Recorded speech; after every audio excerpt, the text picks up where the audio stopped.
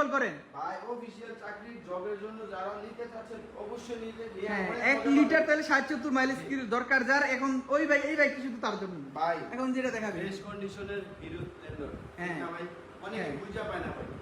ভাই hero Splendor আজকে দিলাম ভাই কত জানেন? কত?